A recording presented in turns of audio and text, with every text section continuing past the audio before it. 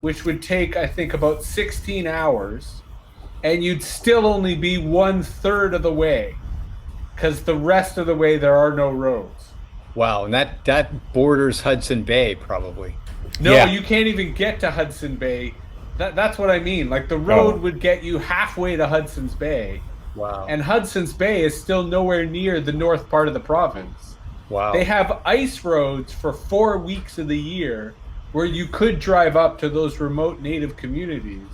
And I've been to one that's on the west coast of James Bay, which is just south of Hudson's Bay. It's part of the same body of water.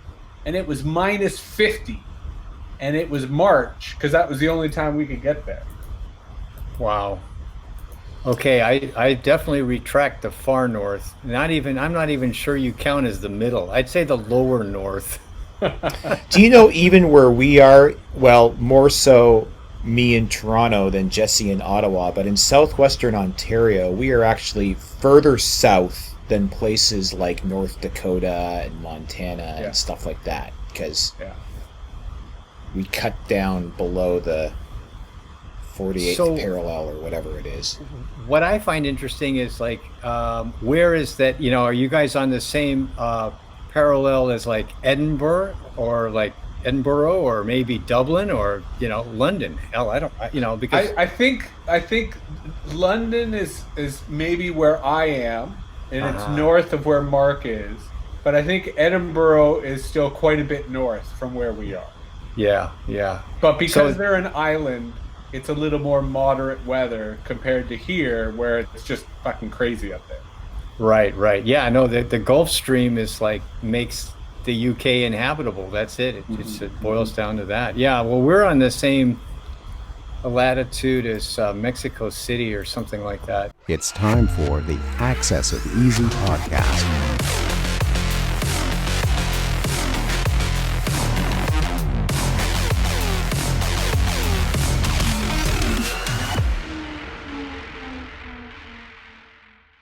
Most point of the American empire.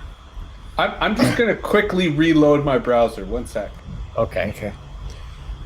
So I might as well do a quick intro because I've just been testing. Mark Jeftovic here with AxisOfEasy Salon number 14 with Charles Hugh Smith, Jesse Hirsch, and myself. And we are recording this on Some July- day and some month in the middle of a pandemic. July 23rd. Well, I think you guys have both been writing about major topics. The Cantillon effect, or since he was born in Ireland, we can say Cantillon. And the boss, meet the new boss, worse than the old boss, your algorithm. One of the things I didn't put in the email when we were sort of talking about this, but Jesse's been writing a fair bit on it also, is TikTok and the TikTok ban. And one of the things, as I was kind of making a quick note, well, you know what, we'll get to that. So that was just one thing I thought I would kind of like throw onto the stack, as the programmers say. Jesse, what's on I your want mind? to talk about Portland. You want to talk about Portland? I will admit right now I am really out of the loop on Portland. All I know is that it's kind of bedlam. Well, I wouldn't say bedlam, but I think Portland my line was it's the canary in the coal mine. But I think what's happening in Portland is already happening in other cities across the United States, or will happen in other cities of the United States. And it offers an interesting glimpse into where we may be headed in the weeks and months to come. Now, the Shaz Autonomous Zone was not Portland, it was Seattle? Yes. Right, okay. Yeah, and just my quick point is to contextualize that Portland is considered a pretty laid-back city. In other words, it doesn't have a reputation historically for having, a sort of radical social kind of mentality or zeitgeist, right? So for things to be happening in Portland is in itself extreme. That the fact that there's anything newsworthy other than, it's raining or we have really great scenery or whatever. Those kind of things that Portland is known for. Brew pubs, laid back Although, scene. Yeah. if the HBO show Portlandia taught me anything, there are certainly some quirky characters in Portland. Well, one last topic on the stack for me is self-organizing alternatives to institutions that are failing.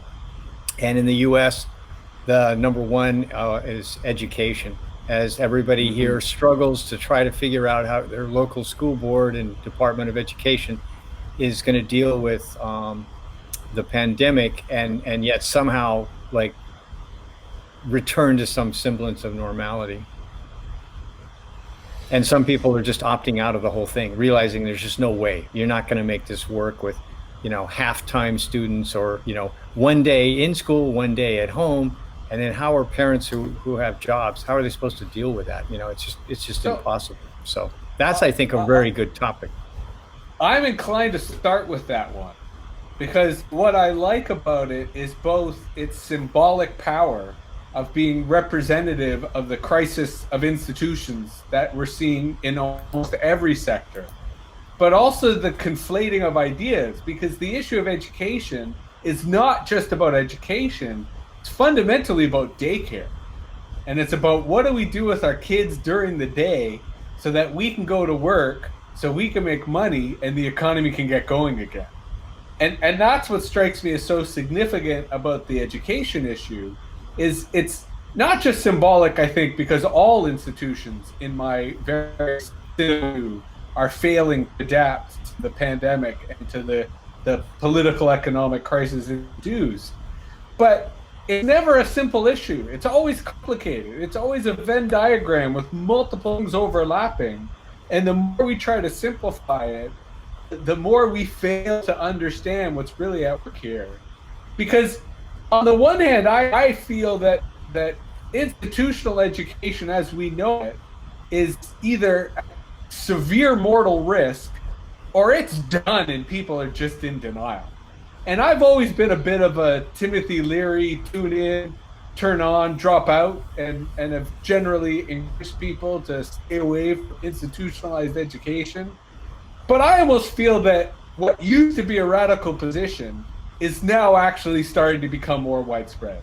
And more people are seeing through the myth of education, especially post-secondary education, where these schools are trying to charge the same fees they used to for what is arguably an inferior product now, especially given the total lack of preparedness for distance education or online learning. But this daycare issue, I feel, is fundamental. That there are a whole bunch of parents, especially moms, who have been totally sabotaged by this pandemic and have incredible difficulties doing their job at home when the kid is also at home and not engaged. And that, I think, is a broader socioeconomic issue of wanting our workforce to be productive. And we've been always using school as a surrogate for daycare and childcare. And maybe that was a mistake, which we're now really seeing at a large scale. This could really eat up the whole episode because it's such a multifaceted thing. And I will just, it kind of, as a parent, right, of a teenage daughter who's, she's entering high school and heading towards university. Charles, do you have kids? I can't remember if you've... No, just okay. Been close to, nieces and, okay. Friends' kids. I've been engaged with kids, okay. But no, none of my own. So as a parent, right, I find myself in this kind of double bind where somewhere along the line, I probably, my daughter has just internalized the fact that when high school's done, she's going to university and she's going to, do something. And sometimes she stresses because she doesn't know what she's going to major in. And as a responsible parent, I'm supposed to be yeah, study hard and, you've got time and think about this and take this all seriously. But as a parent who's lived in the real world for most of my adult life, I have to just kind of nobody gives a shit about your university education, right? Nobody's going to care. Here's a laptop. right? Start learning React, start learning a spreadsheet, start coding, right? I employ 20 people. I've never asked anyone where they went to school, not a single person. But you can't say that to your teenage daughter, especially if you would want to live within the same residence as your wife, right? Because you'll be sent packing. So it's this whole sort of, this path that is just so ingrained into the structure of family and career path, and then the whole. Well, I'm kind of losing my train of thought, so I'm going to step back here and just say the daycare thing I've noticed right from the word go, because you would be going to school, you'd be dropping your kid off, and there's a bunch of kids rolling around coughing and snotting all over the place, and you know that their parents are just putting them there because they've got to get to work and they've got to do the job, and so they send their kids to school sick. Kind of benign, it happens, kids love to share these things, but now, coronavirus, whole new ballgame with even that etiquette and doing something like that. And whether the kids are even going back to school. Right now, my daughter's school is the only one I know that's actually going back in September with smaller class sizes and stuff. But every other parent I know, their kids are doing remote so far. Yeah, well, let me unpack a few more topics in, as Jesse said, complexity here. 15 years ago when I started my blog, one of the first things I wanted to talk about was the factory model of education. In other words, it's literally like a factory. We're going to put all these, people, workers or students or whatever, cram them into a facility, and then they're going to all be treated equally, all right? Like the stamping machine is going to produce, the same education in every one of these individuals, and they're going to be therefore ready for life in corporate America or a government agency where they take orders, they can function in an organizational setting, blah, blah, blah, right? That's the whole model. And then as Jesse was pointing out, that fits in with the whole factory model of the economy, which is we're going to aggregate huge numbers of people in these giant buildings, whether it's an IBM building or an Amazon warehouse or, a Cisco Systems, coding farm, whatever it is. We're going to cram a bunch of people into one spot and we're going to put them in a hierarchy. And so the whole idea that this whole hierarchical centralized factory model is failing or is no longer functioning, well, then that's the decentralization game we've talked about. The other point I want to bring up is the people that I personally know who are engaged in this decentralized workaround where, a half dozen upper middle class families are going to find a tutor and they're going to bring all the kids together into one spot and have like a mini school, right? With a, semi-professional adult who's going to, kind of incorporate the curriculum that the students are supposed to be learning in their schools, but maybe add some, personal, training or, the oomph factor, like actual attention from an adult, right? Which you're not going to get in remote learning. And some of my friends' kids are saying it's so hit or miss, because this is the other thing, right? Some teachers are just clueless. They're not giving you any feedback at all, no help at all online, right? You're just like tossed out there, and the curriculum's kind of half measures, and then other teachers are making a better effort. So there's that. I guess I wanted to introduce the idea that it's just such a hit or miss process the way it is now, and so that the centralized control has been lost. In other words, it's just the confetti's been thrown, and let's hope you get a handful, like that. The last thing is inequality, right? If you're a janitor and you have to show up for work, right, or you work at the water treatment plant or whatever, number one, you're not going to be in the circle of knowing how to hire a tutor. That's not in your social capital network, right? And then also you may not have the free money that the upper middle class has. So then we're going to see an acceleration in yet another field of inequality, right? That, well, my kid got a professional tutor, like somebody that just graduated from college and blah, blah, and your kid is playing watching TikTok at home instead of doing his remote viewing, and so it's sad, but I don't see any way around that inequality. But I think that's a very powerful point, because if you look at the research around the concept of the digital divide, which originally the digital divide focused on access, it looked at how certain communities didn't get the same level of internet access as others. And while that is tragically still true, that digital divide is actually being bridged. But then they realized that the second digital divide is what you did with that access. And what they found was this remarkable dichotomy between people who lived in high socioeconomic status neighborhoods and households, and they would use internet access for education, versus people who lived in low socioeconomic neighborhoods and households, they would use internet access for entertainment, which is kind of understandable, given that if your life is already kind of rough, the time you spend online, you want to be distracted. You want to forget. You want to have a release. Versus if your life's doing pretty good and stable and you're a loving environment, well, then you're going to use that access to fuel your mind, to do education. And, you know, that research really focused on how to bridge that divide.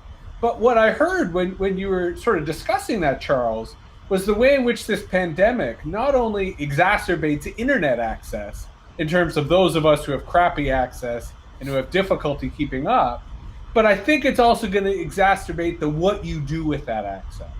To your point, that people with high levels of socioeconomic status are going to double down on private education. They're going to double down on self-education and really use this as an opportunity to upgrade their knowledge, versus everyone else, they're just struggling to get through the day and not get sick, right? And try to keep your job by showing up, even though there's a risk of being sick. So I think absolutely we're going to see that become even more.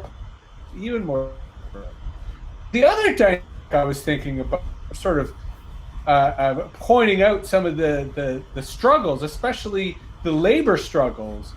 I suspect we're going to see a lot of teachers revolt come the fall, either because they're being forced to go to school that they don't want to go to for reasons of health, or because they're being forced to do online education without the resources, without the training, without the proper support. And I suspect at a certain point, many teachers in certain jurisdictions are just going to say no. They're just going to go on strike. And part of that will depend upon the larger political climate. But that's why I think Portland is particularly interesting and relevant, both for its symbolism, but also for the way in which this revolt in the United States is starting to spread. Now, Portland, amongst a handful of other cities, has not stopped protesting. Ever since the first protests in response to George Floyd's death, Portland every single night has had protests. And for the most part, the entire community, I shouldn't say the entire community, a plurality of the community have supported these protests, including the mayor, including a lot of city officials, and to a certain extent, even the city police, right? And that the city police in Portland have not engaged in the same level of violence or in the same level of response.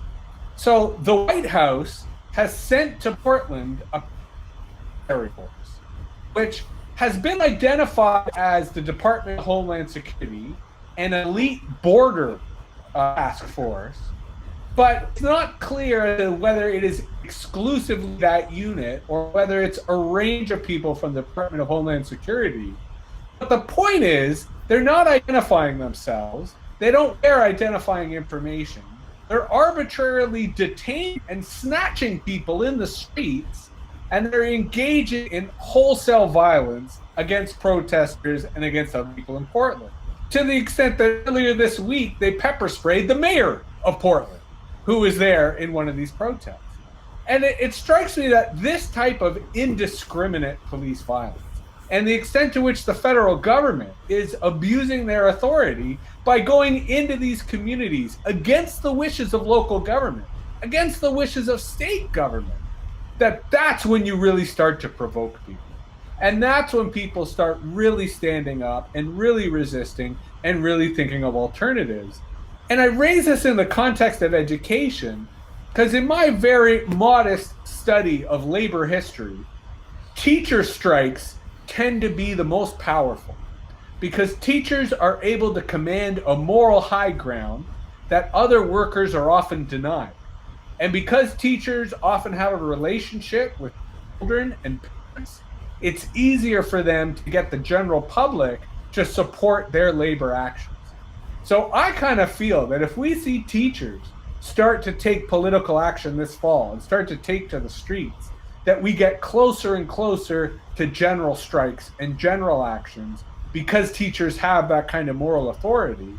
And in the last 4 years or 3 years of this current administration, there have been statewide teacher strikes throughout the United States that have been incredibly effective at meeting their demands because no one wants to mess with teachers. And that's why I think we have an interesting dissection here, or intersection, between the crisis in education that we're seeing and the growing revolt that's happening in the streets of American cities.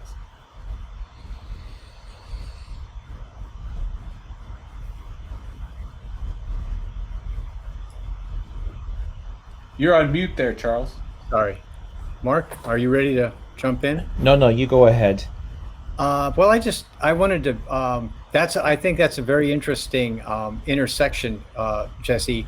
And locally here in the state of Hawaii, the teachers union has already flexed its political power by basically saying, you know what, you guys aren't ready for us yet. You know, we're not opening in early August.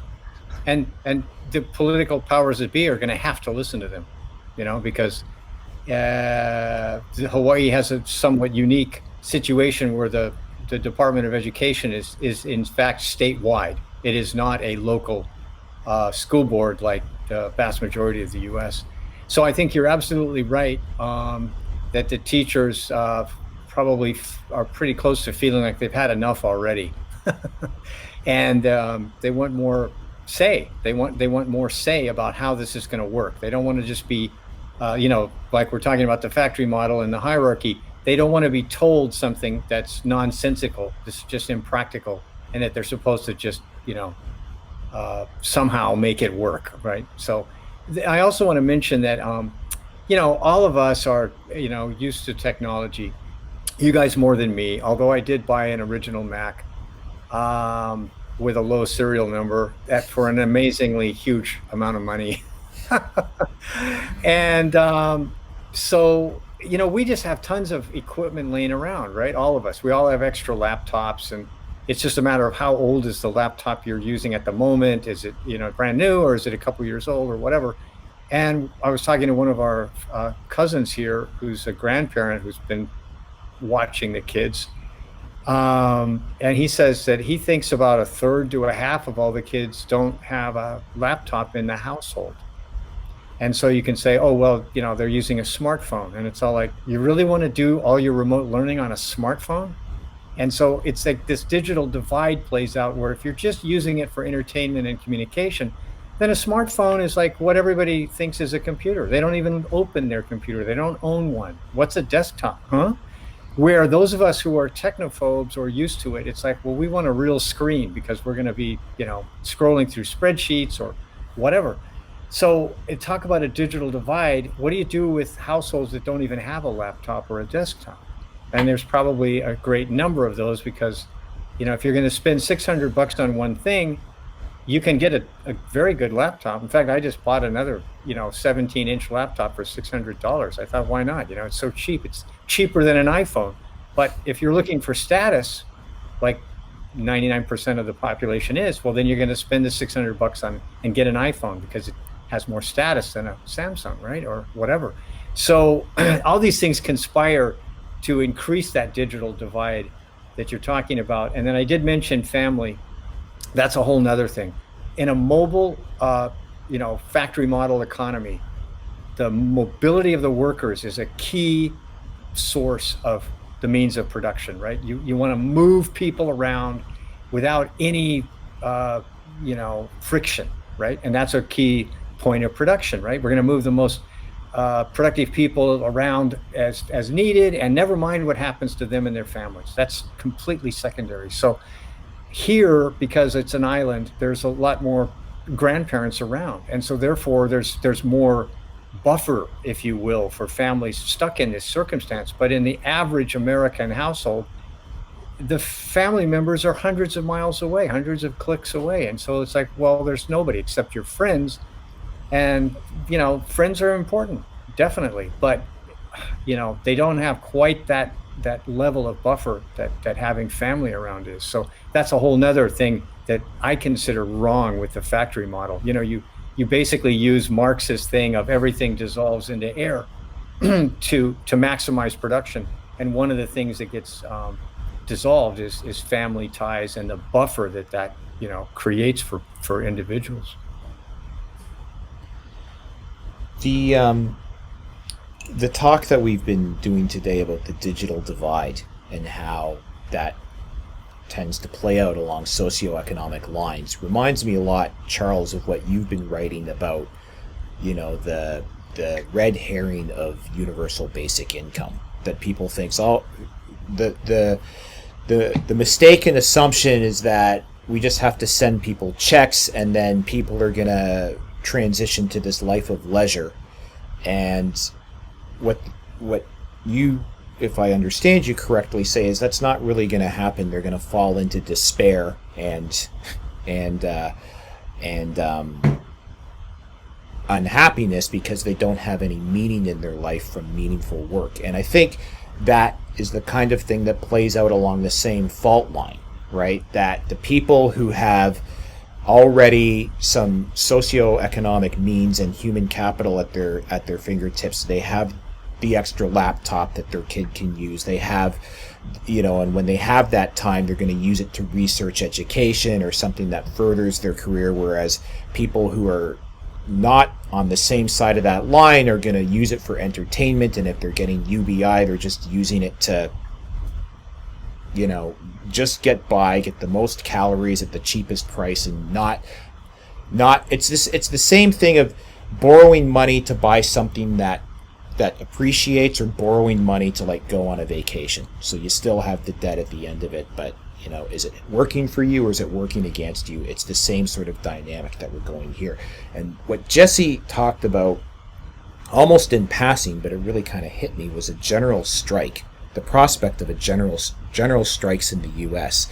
I mean, I've been thinking a lot lately about November. I really don't. And as a Canadian, I mean, typically we shouldn't care what goes on in another country's election, but we do this time. But when it's the 800-pound gorilla that sleeps correct, beside you. You care. And so I've been thinking about it a lot. We've touched on it in this podcast the odd time, is I really don't know how you even approach a semblance of normalcy this November for the election. And the idea that the elections are not going to go as they're supposed to go, in the sense of just occurring, and the thought of a general strike. I mean, when I hear the word general strike, I think late 1980s Poland, and East Germany and Warsaw Pact countries. I don't think Portland to Washington to New York to Orlando. I don't think general strike there. But when you said that's historically where it happened 100 years ago. Right. 150 years ago. So yeah, but it just jarred me of it could come to that. It may come to that. That could be where all this is heading, and I really don't know what to make of that. Part of the reason I think of a general strike was the pandemic, because the pandemic was the closest thing we've seen to a total economic shutdown, except it didn't come as a result of labor unions demanding the economy shut down. It came a result of governments being incompetent and not being prepared to handle a pandemic. But it resulted in the same effect, which is the economy shut down. But do you think then that the let's call it the angst of the population, the general angst of the population, would it go in the same direction as what's been imposed on them, a de facto general strike, or would it go in the opposite direction of we've had this sort of shutdown imposed on us, so a general strike wouldn't be a general strike as much as it might be a general sit-in or takeover or general back to workness of screw this, I'm going to go open my auto body shop and get back to work. Okay, so there are foolish people attempting that. They're not going to succeed because they're stupid. Versus the other thing that we're seeing, which I think is on the same plane, is the revolt. And that's why I like the word revolt, because it's not a strike, because it's a lot of people who are now unemployed. And it's not organized by unions, so there isn't a leadership that you can negotiate with. But to your point, it's a lot of angst. And it's a lot of pissed off people who just don't know what to do. And, you know, that's where I think, to bring it back to where Charles started this, that's where I think the discussion of alternatives is interesting.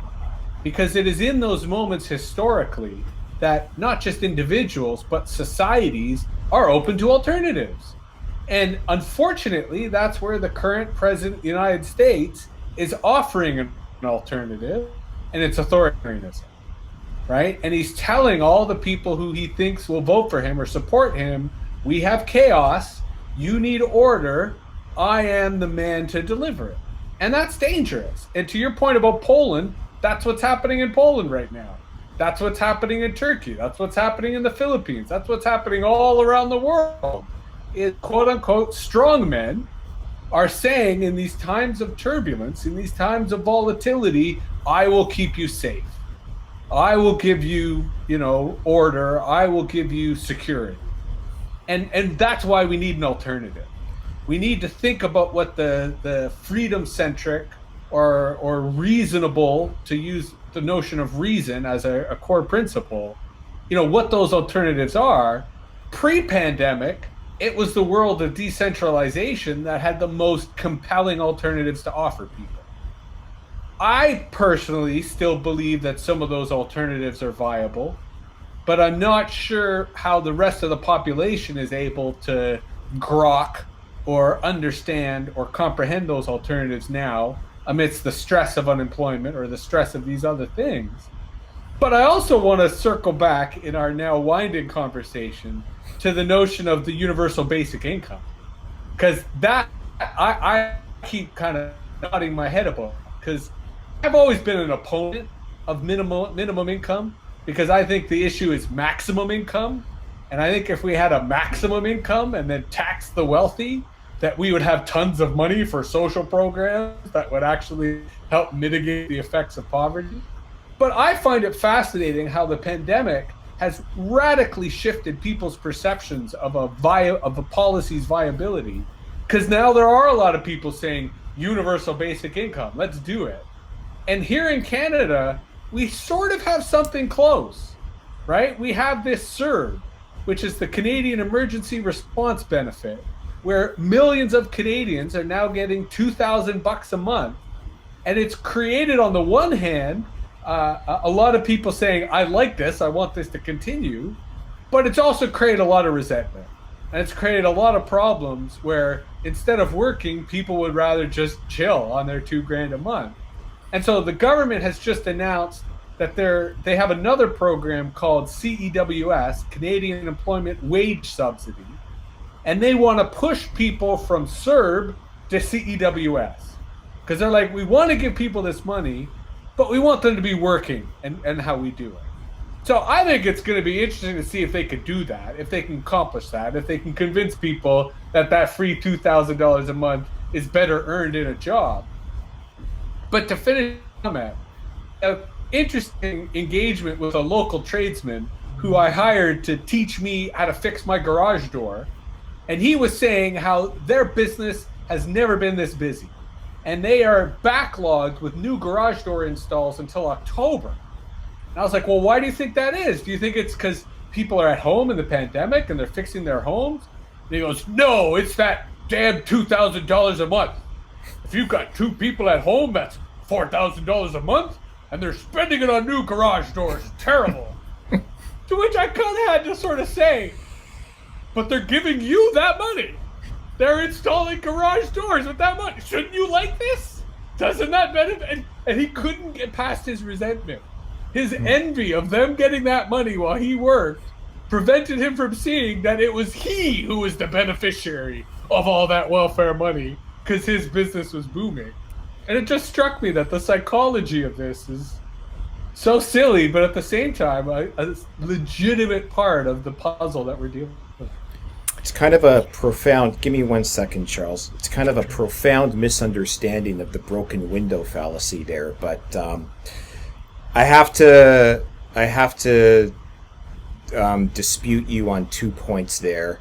One is we like to not overgeneralize things in this on this show. We've talked about that. So I don't think we can really dismiss people who are making the decision to reopen their businesses. A lot of these people don't have a choice. So it's not entirely fair to say, well, they're just COVIDiots or whatever, because if you got a choice between a pandemic that is like, for all we know, hang on, like it's like... So I misunderstood you, so I retract that.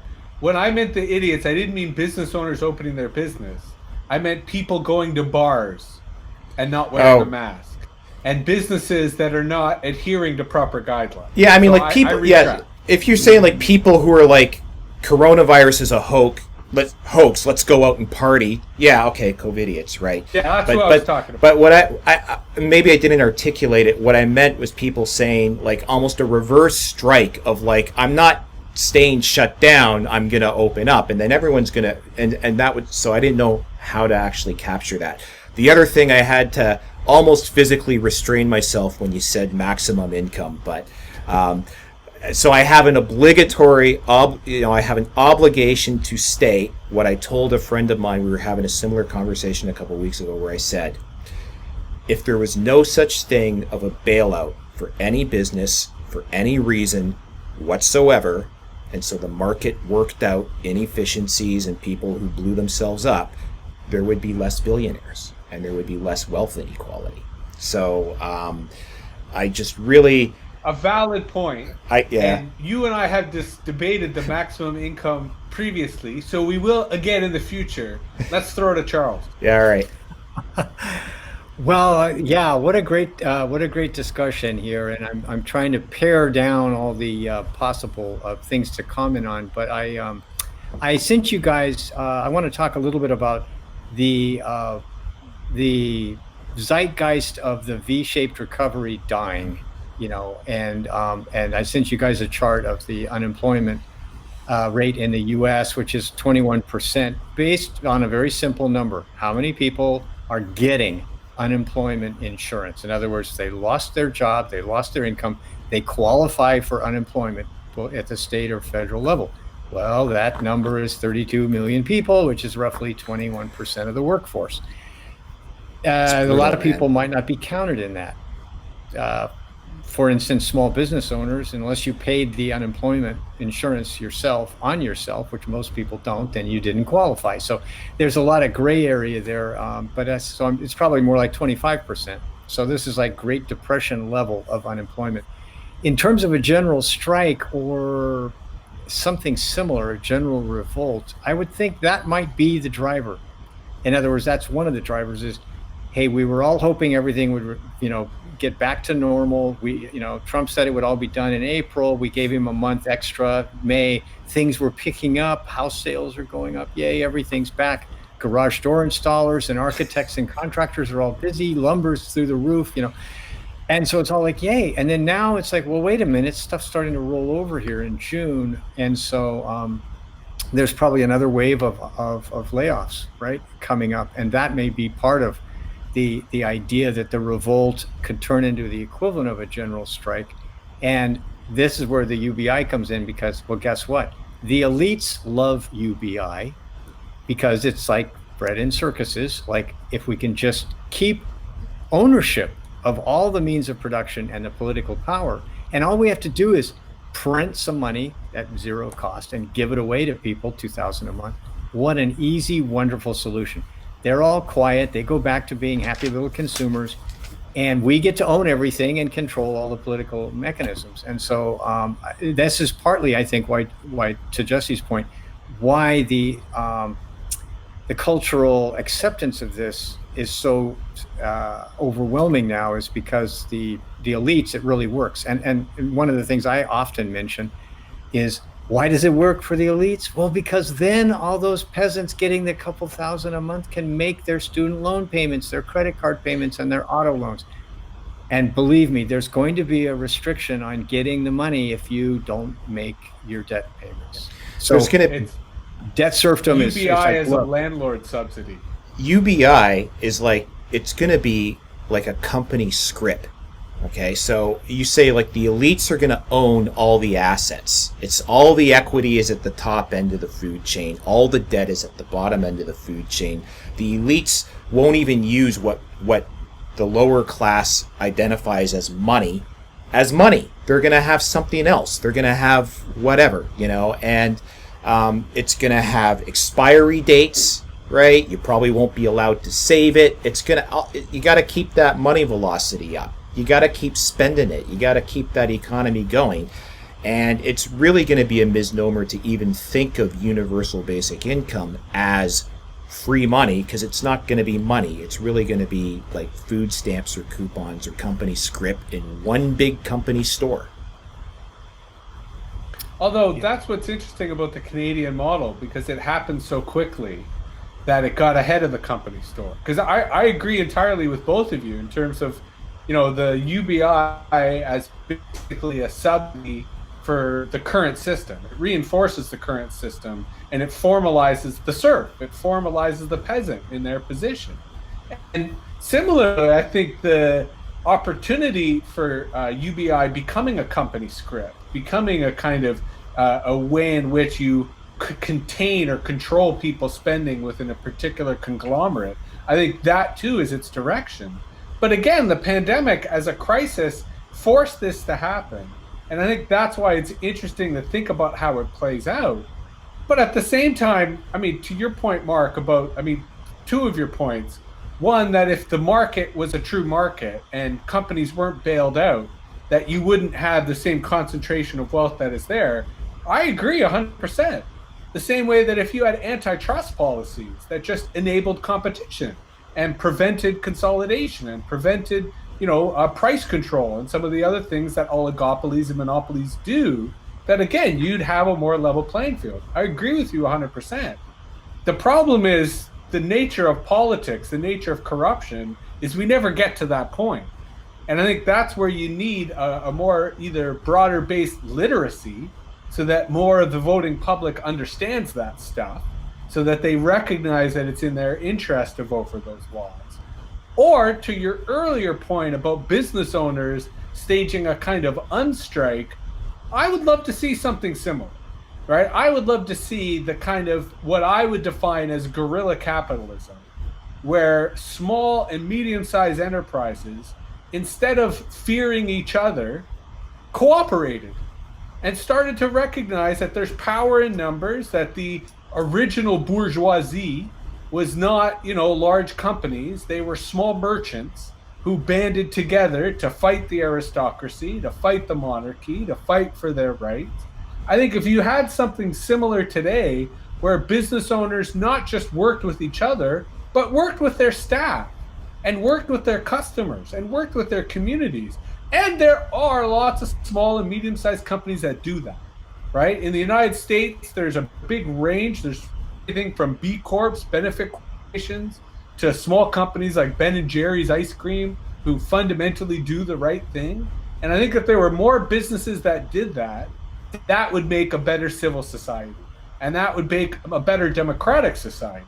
So to bring back to your example, I would have loved to have seen businesses, before even the official reopening happened, stand up and say, I've spent time to read the medical literature. I've spent time to follow the scientific research. I feel that this is an airborne disease, and I'm going to have everyone wearing masks. And I don't think surface sterilization is that important, because there haven't been any transmissions, but I think physical distancing is important. So I'm going to open up my store. I'm going to demand that people wear masks, and I'm going to have people line out the store so that it's not too much crowding in the store. And if businesses had done that before government told them to, they would get support. They would have credible authority. People would be like, yeah, that's a business I can get behind. And ironically, that was one of the reasons why I went to Costco. Because Costco was one of the first big box stores that demanded a mask policy. and insisted that everyone coming into the store wear a mask. It's like, okay, I support that. I'm going to give them my dollars, even though they are a big box store, because I want to support companies that show that kind of leadership and really start to, demonstrate to others the responsibility that's necessary in a pandemic. So I agree with that. I would see businesses that kind of lead, but it's really only small and medium-sized businesses that ever have the courage to do so. And it's usually only a minority of them that actually do it. So a whole other question would be, how do we facilitate more of that business innovation, that business resilience and politicization, so that they start playing a role in society along with everybody else? Well, you're describing exactly what I was pushing for with my Guerrilla Capitalism blog and what I called the transition company, right? And that was my idea of companies that started to take a long-term view of things, and it was based on a premise that the credit super cycle was coming to an end. So, and I wax philosophical on this often. So yeah, I mean, and what I always said on the support Guerrilla Capitalism link on the blog was like, I don't have a Patreon, I don't have a donate button. If you want to support Guerrilla Capitalism, then just direct more of your business towards independent and small companies, And I always thought that if this, and maybe this is what an unstrike would look like, is more and more of these independent businesses would be starting to seek each other out and work with each other to develop a more of a grassroots ecosystem that responds to these kinds of situations.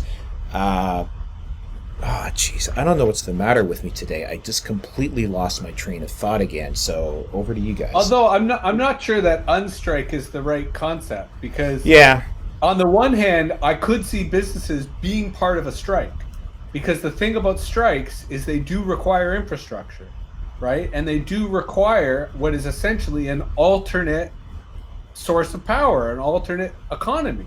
So I could see businesses saying, I stand with the strikers, and I'm going to be on their side and support them and service them and open for them, and only allow teachers into my store, or only allow whatever into my. So there are solidarity scenarios where businesses are on the side of the strike, versus I think what you're describing is a network. And it gets back into our notion of the network society or the network state, that perhaps the future of independent, small and medium-sized businesses is to form networks of cooperation that are alternatives to digital platforms that allow them to scale up and do things that they couldn't do elsewhere. Right. And let me break in here and say that that's exactly what we're talking about, is forming networks that are self-organizing. And kind of my whole idea with the Climb system was to set up like a really easy to use infrastructure for those people that wanted to self-organize this kind of cooperative network. They'd already have a structure they could just kind of join, and then it would be like, hey, this is so much easier than having to everybody trying to invent the wheel here. But there has to be an incentive, and that's where I think we're talking about where small businesses, they now have an incentive to cooperate, where before it was like, well, I'm taking a risk. I might lose my whole thing by trying to, drop out of the status quo, where now if the status quo is crumbling away from you, then you have this huge incentive, like the parents who are self-organizing to hire a tutor. There's now a huge financial and emotional incentive to do this, where before that it was lacking. To your point, Jesse, about the pandemic changing the whole situation. I also want to talk about class, because we're talking about the digital divide in class, and I want to refer back real quickly to the Vietnam War era, which is now ancient history for most people. But what happened there is kind of, there's a hidden history of that, is when there was a draft with a college deferment, the upper middle class kids got deferred because they could just stretch out their college, and then they'd take it 6 years or whatever. And maybe the war ended, before that, or if it didn't, then they would use their social capital network to join the Coast Guard or get some kind of National Guard thing like George W. Bush did to Texas evade, Air Guard, to evade becoming kind coming home in a body bag. Okay, so now, then when Nixon ended the deferments, then suddenly the upper middle class families were exposed to the fact that their son could in fact end up on the ground in Vietnam. And it's all like, well, wait a minute, this is like what? And so then suddenly that changed from a bunch of wild-haired hippies trying to levitate the Pentagon to like a movement where people with political and economic power changed their minds. When you talk about Portland, one of the first things that came to my mind was the families I know, our friends, and the kids who just graduated from college and used to work at a restaurant and made pretty good money on the tips, right? They have degrees in sociology or rhetoric or whatever, right? To the dysfunction that Mark spoke to about higher education, not really preparing you for real work. So then the restaurant and cafe, entertainment sort of sector was where people got jobs. Well, now they're all without jobs. And so many of them are in the front lines of the revolt. And so if you have a powerless working class neighborhood that rises up, nobody really cares if the police come in and stomp them or, whatever happens, right? But when the upper middle class kids are getting thumped or, their unemployment runs out, suddenly it's a real issue. And I think that's part of what could broaden this thing into a general strike is if it's only the, impoverished or politically powerless working class who's suffering, nobody cares. But when it's the upper middle class is suddenly impacted, it's like, well, now this is a real issue. And I think there's some of that, manifesting. So what's the catalyst then? Let me quickly say, I met some of those cats who tried to levitate the Pentagon. And they were genuinely pretty radical, if not also spaced out. Yeah, no, I love that whole concept. So what's the catalyst? What are the possible catalysts then that would actually galvanize the middle class into caring that, that I this is a think big Charles deal? is right, that education. I think education is one of the key places in which the middle class, the upper middle class, even the lower middle class are kind of united because it's their hopes for their children. It's their belief that their children are going to get a better future. It's the idea that this is how their children get to have a crack at being part of the elite, get to, advance the family's fortunes. And I think as that becomes the clown show that we're expecting it to, as it starts to teeter on the brink, I think that combined with massive unemployment and then add a little sprinkle of fascistic police violence. And I think that's where you start to get your mass revolt cake. That's the magic combo right there. Because especially in the U.S., education costs a fuck ton of money. Pardon my French.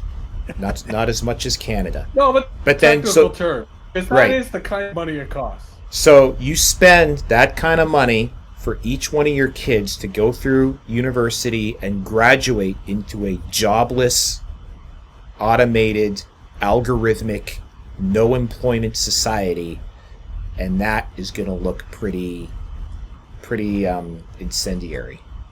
Although, not to get off track, let me put back and say don't blame the machines. It's the humans who broke the economy.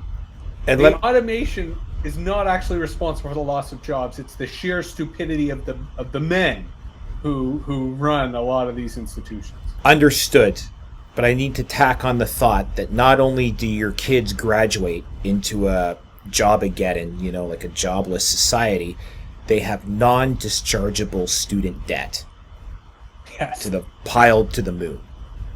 Right. Yeah. Well, I think this is really interesting, and I know we're wrapping up our hour, and but this whole idea of tipping point, flashpoint, where the complexity that Jesse, we started out discussing, that this is very complicated. Nonetheless, these dynamics can either self-reinforce, and then they build on themselves, and then they go from linear to nonlinear, and that's kind of like what we're talking about. And yeah, we're talking about education and our hopes for the future. And that's partly the UBI thing, which is, for a lot of people, it's like, okay, they get it. This is an emergency measure. But for them to sacrifice all their hopes and just to sort of get by, that's a step they're not yet willing to take. And so that's part of what we're talking about here is that desire for something more than just getting by, Yeah. So and And let me flag for next time that we didn't get into TikTok today. Yeah. And we definitely should, because I think TikTok is a subtext to everything we've discussed today. Because TikTok is the non-American controlled social media that is it is the zeitgeist. And it is, I use TikTok multiple times a day, mostly as a consumer. I don't yet upload to it because my internet sucks. But it's remarkable, given that we're in summer, how many kids are in total denial? How many people are in total denial? That, we take granted, the three of us, that we follow the news, that we follow current affairs, that we've been paying attention to this pandemic. Most people are not. They got no clue what's going on, and they're just having their summer because they think the lockdown's over and now's the time to party. So the extent to which this is going to be a rude awakening for a lot of people, I think we underestimate, and I think it reinforces what we've discussed today and why I think we should talk about TikTok next week or Absolutely. the week after or whenever we are able. I had my note on TikTok, which I'm not even going to quickly say now because it would take us to a whole new topic about just the nature of conflict. So, Well, I want to put in a word for the title, and I know it's always Mark always manages to come up with a good one. I'm open to ideas. You said Jobageddon, and I think there's something. Although, if I had a similar thing for the whole educational institution, imploding, that would even be better, maybe. But Jobageddon, that was a good one. Well, I think that's it. Jobageddon and the collapse of education, or Jobageddon and the crash of the schools and the closing of school, and schools closed forever. Like make a riff off that Alice Cooper song. School's out forever. School's been blown to pieces. School's out forever. That's great. And then Mark, you can link to that song on YouTube. Yeah. And then we'll get demonetized for copyright violations again. Yeah. No thanks. Yeah. Okay.